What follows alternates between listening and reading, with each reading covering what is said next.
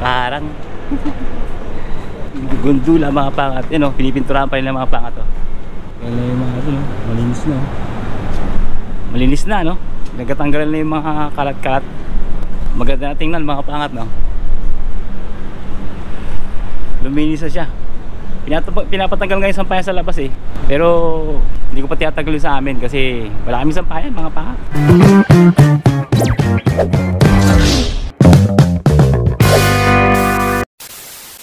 Magandang umaga, tanghali, hapon, gabi. Kung anong oras ito mga pangat, syempre magsama lang kayo sa akin maghapon at mahangin na naman mga pangat. Sana narinig yung aking boses. Sana narinig yung mga pag-ngak-ngak ko rito. Ayun, may pupuntan tayo syempre. At kung saan yun? Alam na mga pangat. Baka hindi nyo ako marinig mga pangat. Sobrang lakas ang hangin ngayon sa labas. Tara. So yun mga pangat, familiar ba kayo sa lugar na to? Yan, naghahantay tayo ng bus mga pangat. Siguro alam nyo na kung bakit tayo naghahantay ng bus at kung saan tayo pupunta mga pangat. Yo, naghahantay tayo ng bus 13 kasi meron tayong aalamin. Okay na kailangan natin gawin mga pangat bago pa mahuli ang lahat. Mahuli talaga ang lahat. Kasi mga pangat nung mga unang mga panahon, no, nandito tayo sa Dubai o nandito tayo sa abroad, may pagdududa tayo mga pangat. Actually hanggang ngayon naman may pagdududa pa rin tayo. Pero kahit na may pagdududa tayo sa gagawin natin ito, pero dapat natin gawin mga pangat. For the future, no, hindi natin alam ang hinaharap mga pangat. Siyempre pag-pray na lang natin mga pangat na maging maayos, no, yung ating gobyerno na sa hinaharap. So kaya yun, pupunta tayo ng Philippine Consulate ngayon. Sa mga pupunta ng Philippine Consulate, bus number 13. Kung nandito ka sa Dera, dito sa Reef Mall. Yan, ayan yung Reef Mall. So andun yung terminal, ay yung bus station. Yan, dyan pa para yung bus mga pangat. Ayan na, parating na. Bus number 13.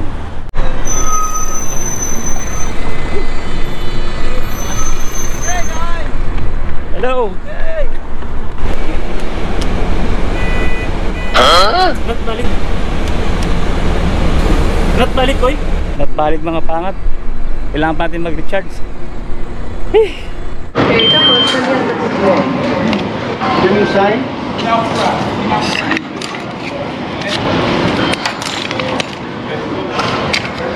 So dahil nandito na tayo, alam na ang gagawin natin mga pangat.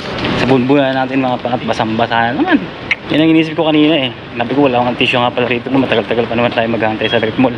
Ang bira, sayang mga pangat yung, yung bus, no? Yung na-miss nating bus, sayang. So balik ulit tayo mga pangat sa Reef Mall para maghantay ulit ng bus. Anong oras na? Time check muna tayo mga pangat.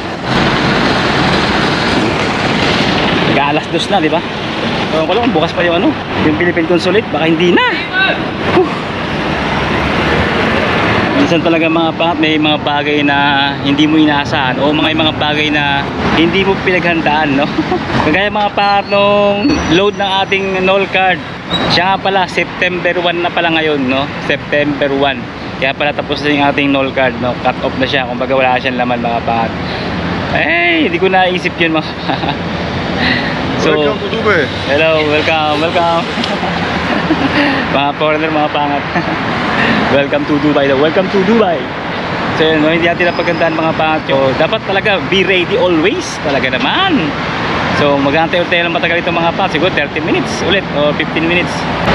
Yan, pagkadaan ng 13A na yan, dadaan na yun yan, 13A. Yan. Yung bus na yan, 13A. Pagkatapos yan, yun na. So anyway, September 1 na mga pangat. So bare month na naman mga pangat. Yan na. Tapos na naman ang 2025. Parating na naman ang 2026. Ano naman kaya buhay ang meron tayo sa 2026 mga pangat, no? Siyempre ganun at ganun pa man mga pangat. Think positive lang, siyempre lagi lang tayo mag-pray kay Lord na maging maganda ang ating 2026 na parating, no? Lahat tayo ay mag-improve and magkaroon ng magandang kinabukasan sa ilarang. Yun, at siyempre mapayapa at malusog na pamumuhay. At syempre safe na pamumuhay, no? September na pero mainit pa rin mga pangat. So ang lalamig yan, kalahatian na ng mga pangat. O last week ng October, yan, medyo malamig na yan pangat. Pero mga pangat, pagkatapos ng 8:13 may dadaan pa yan mga pangat na double deck na bus. Yun, pagkatapos ng double deck na bus na yun, yun na, Double deck na yun mga papupuntang Sarja, alam ko eh. Hindi yun paparada dito, papuntang Sarja yan. Ayon sa ating observation, pero hindi naman siguro laging ganun. Pero yung observation ka lang ganun eh. Papataw sa yung pagparaan na, pagpupunta ng mga pangat.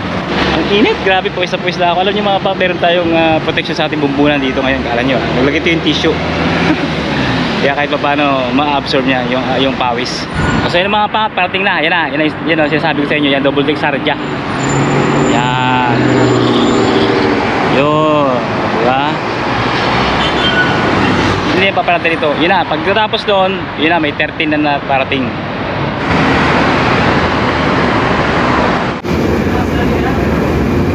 Yun. So yung mga pati tayo sa loob ng bus. Nakatasan yung mga pati yung ating sekreto. Diba? Tissue. Isang pasaan. Init, grabe. Mga pa, dito tayo, kababa natin ang bus. Shade mo tayo, syempre, protection naman sa mata. So yun yung mga pangat, kailangan pala ng appointment, pambira. Nawala sa isip ko ha. Dati kasi wala appointment mga pangat eh. Tagal na yun, ilang taon na nakalipas, siguro mga 7 to 6 years na yung nakalipas. Pumunta kami dyan no, yan yung vlog na yan. Ngayon may appointment na rin pala. So hindi ako aware, hindi ako nag-check mga pangat. Yan ang problema. Yan ang kailangan, lagi tayo mag-check ng mga bagay-bagay kasi nga laging may pagbabago na nagaganap no. Hindi laging ganun yung nangyayari. Pero mga pangat, dahil may pagbabago nangyayari, may pag-uusapan tayo. Ito, nandito na tayo sa Philippine Consulate.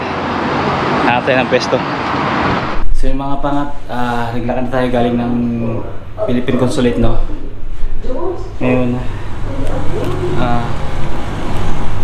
maghanap muna tayo ng tubig kasi maglalakad tayo papuntang metro. Pwede naman tayo maghanap mga pangat ng bus ulit dyan ng 13 sa tapat ng police station. Kaya lang mabuti pang ano kasi traffic kanina. Ito yun naman, hindi ko pala pinakita, may traffic eh. So bili tayong tubig, baka madede tayo mga pangat eh. Medyo ingat tayo sa mga paglalakad ng ganito. Hindi kaya noon mga pangat, kaya ba ng resistensya natin. Pero ngayon may mga pangat syempre medyo panigurado ba. Magpaggasolina naman tayo mga pangat. Okay. 1 dram ha? Tampay muna tayo dito. Para din tayo mag-utot ng dila. Init.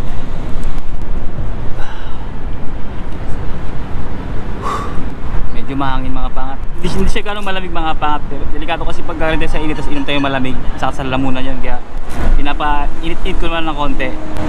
Yan, okay na yan. Tapos dahan-dahan lang pag inom. Huwag bigla-bigla. Daming alam no? So yung mga pangat, may pag-uusapan lang tayo. Gusto lang ako liwanagin no, yung regarding dun sa mga sponsor na yan.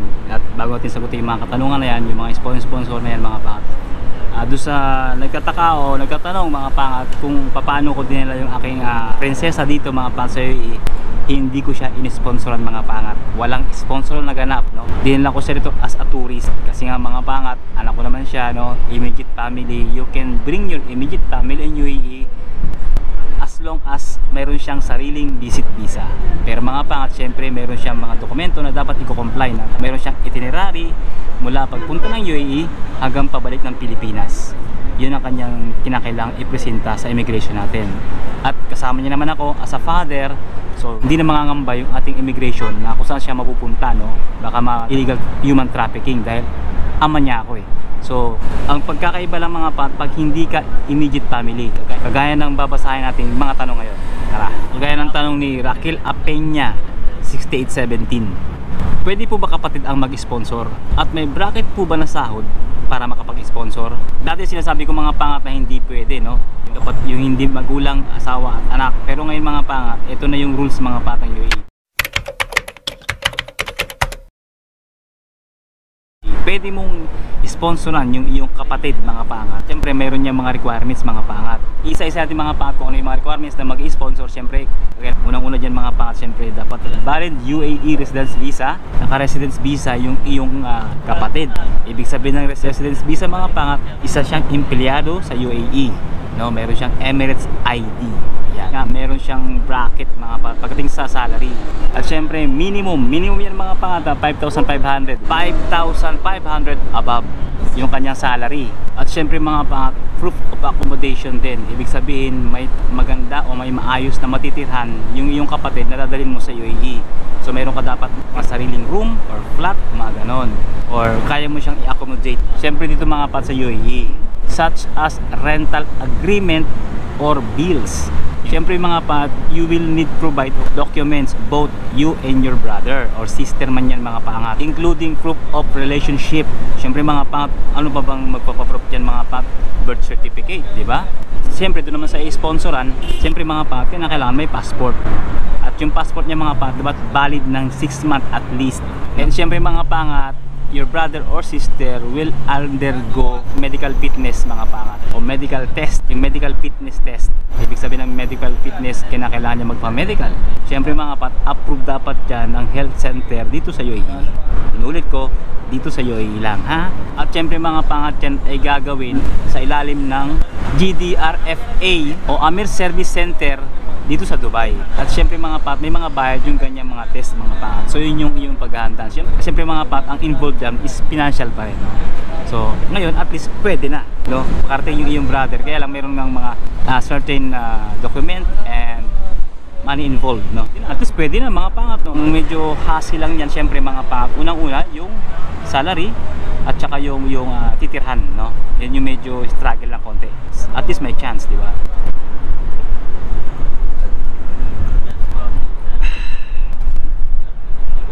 Init. At syempre mga pat, yung tanong naman ni Eljon Valera 2787. Hello po, magandang gabi po sir. Hapon na ngayon. Magandang gabi syempre sa lahat ng mga gabing nanonood ngayon. Yan. Ito yung sabi niya mga pat. Sir, bali yung tito ko po matagal na dyan sa Dubai. Halos 12 years na. May business na po dyan na barbershop. Sir, kung uuwi po siya at isasabay niya ako pabalik dyan sa Dubai, may chance po ba ako ma-offload? Sana masagot sir. Salamat po. Ito mga pat yung kanyang katanungan. Good AM po. Ba, maaga naman. Good morning din sa lahat dyan ng mga nanonood. Sir, ano po ba mga requirements na kailangan ko? Sponsor po ako, unemployed po. So, pero ngayon parang nakita ko nung binasa ko siya mga pat na maigi. Kung may negosyo na yung tito mo sa Dubai, so pwede kanya mga pat kunin as a empleyado. I-hired ka from Philippines papuntang UAE kasi nga meron na siyang negosyo as kagaya sabi mo, yung mga barbershop sa rito. So malaking chance yun. No, kaya lang maraming procedure yun mga pangat, mas madugo yun o mas magastos kasi direct hire ka pero dadaan ka pa yung mga pangat sa agency siguro dyan sa Pilipinas. Ewan ko, hindi ko alam, hindi ko sure. Pero yung option nga mga pangat, na tanong nyo kanina kung i-sponsoran ka ng tito mo kasabay, si unang-unang mga pangat ganito.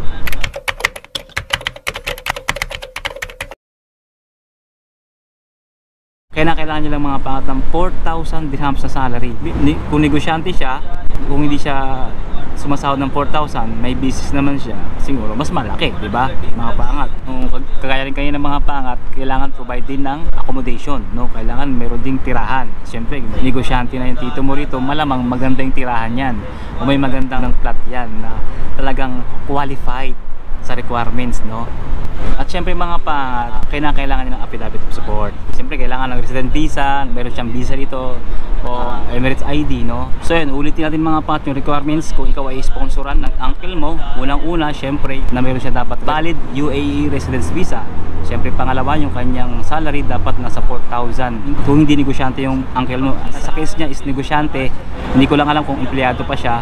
Pangatlo, siyempre yung kanyang affidavit of support, no? Siyempre yung pagiging uncle nyo, doon makikita yan. Yung ASG o tinatawag natin affidavit of support of guarantee mga pangat is siyempre gagawin yan mga pangat sa Philippine Consulate. Sa Dubai yan dito pero hindi yan mga pangat sa government ng Dubai, no? Sa gobyerno natin yan, which is yun nga yung Philippine Consulate. And then yung kanyang accommodation, yung proof of accommodation, yung matitirhan pag dinala kanya dito na may maganda kang tirahan, na may maayos kang tirahan o may decente kang matitirhan. Yun lang requirements ng iyong uncle. Siyempre pagdating naman sa'yo, ang requirements mo naman yung kopya ng iyong valid passport, yun ang isang kailangan mo. Siyempre passport size, photo photo passport size, no? Yung pang passport size na photo. Kailangan din ng medical kung ikaw ay over 18 years old na. So kailangan mo talaga magpa-medical fitness test dito mga pangat sa UAE. Kaya nabanggit natin kanina, kung ikaw ay nephew, parehas lang mga pangat, parehas lang ng medical test na gagawin. Yan. So yun sa mga kapatid at nephew, may chance na kayong makarating dito basta may tamang requirements at tamang salary ng inyong sponsored dito sa UAE. Yun! So yan mga pangat, lakad na tayo. Meron na tayong gasolina. So yung mga pangat, sana naliwanagan na kayo sa mga nagtatanong dyan sa kanilang ang nephew and sister or brother. Yan! At siyempre nagka-idea din ako dun mga pangat ha. At syempre mga pangat, kung ano man yung pinunta natin sa Philippine Consulate ngayon, siguro sa mga next vlog ko na yun ipapakita sa inyo, kasi ngayon ko sana i-discuss pero wala appointment pala. Abangan nyo lang mga pangat at babalik pa tayo rito mga pangat. Hindi ko lang alam sa sunod na linggo o sa mga susunod na buwan, hindi ko alam, depende sa ating availability, pero gusto kong gawin yun mga pangat as much as possible. Haba ng traffic mga pangat, no? Kita nyo? Haba ano? So yung mga pangat, nabanggit ko ngayon na as much as possible gusto ko talagang gawin yun mga pangat, no? Kahit na may pagdududa tayo sa mga bagay-bagay, pero kalimutan natin yung pagdududa kasi end of the day baka pagkasihan din natin pag natin ginawa mga pangat. Yun, kung ano yung pagdududa na yun, basta susunod ka lang na video gagawin mga pangat, pa hindi tayo pabata, tumatanda tayo mga pangat. Mas maganda na yung sabi nga pag may sinuksok may madudukot. Yun ang gagawin natin mga pangat, no? Para siyempre for the future din mga pangat, no? Yung kahit paano meron tayong nakukubra kung baga. So sa mga nakakaintindi dyan, sa mga matalas yung isip, baka naintindi nyo ng ibig kong sabihin na siyempre pag dumating ka dun sa tinatawag na senior citizen, retirado na. Yan. Kapag ikaw ay isang retirado ng mamamayan ng Pilipinas o Pilipino, siyempre dapat meron ka ng makukubra buwan-buwan. Yan. Siyempre sa matatalas yung isip dyan o yung kukote, matatalas yung kukote, alam niyo na kung ano ibig sabihin. Pero sa hindi pa nakakagets, abangan nyo lang yung video natin mga pasasusunod. Punta tayo dyan, magpapa-appointment muna tayo. Ayun muna tayong gagawin natin, magpa-appointment muna tayo para pagdating natin dyan, makapasukan tayo security. Hindi ko naisip yung magpa-appointment nawala sa isip ko. Akala ko ang appointment sa mga ano lang sa mga verification lang, no? Yung pag-renew ng passport, di ba? Ganoon. Akala ko yun lang. May dumaan na. So yung mga pangat, dito tayo sa metro station ng Al-Quoz. Yan, green line, yan o. Natusta tayo mga batang Baguia. Okay lang yan. Kasi sa hotel, hindi naman tayo masyadong naarawan mga pangat Actually sa araw-araw mga pangat, siguro 30 minutes lang tayo naarawan. And then naka-jacket pa tayo tuwing nagbabike tayo mga pangat, di ba? Naka-full gear pa tayo noon. So hindi rin talaga na nadidikitan ng araw yung ating balat, no? Madidikitan lang ng araw yung balat natin mga pangat kapag tayo pupunta ng rooftop ng building, no? Pero pag hindi naman, wala rin. So okay lang yun. Ito yung opportunity ng ating balat na madampian ng masustansyang vitamin D mula sa sikat ng araw. Yan, di ba? So mga pangat, siguro dito na ito vlog ito. Maraming salamat sa pagsama sa akin dito sa Philippine Consulate kahit hindi tayo nakapasok mga pangat dahil wala tayong appointment. Siyempre abangan nyo lang sa vlog natin. So kung natuto ka at kung nag-enjoy ka, nagkaroon ka ng idea mga pangat na paano madalhin ang iyong kapatid at ang iyong pamangkin dito sa Dubai, don't forget to like, share and subscribe. Siyempre mga pangat, pakishare mo rin itong video para mas marami magkaroon ng idea. Yan. Siyempre mga pangat, think positive pa rin. Good vibes. God bless you all. Sa lahat ng pagsubok at tagumpay, to God be the glory. Siyempre mga pangat, God first, always. See you on the next one. Let's go! Woo! Yan o, di ba? Police station. Malaking police station mga pangat. Hotel galing natin galing Philippine Consulate. Prepare natin siya ulit mga pangat. Kukuha siya ng magbabayad siya para sa Loose of Emirates ID. Ganun ka-struggle mga pangat pag nawala yung Emirates ID, kaya iatan niya.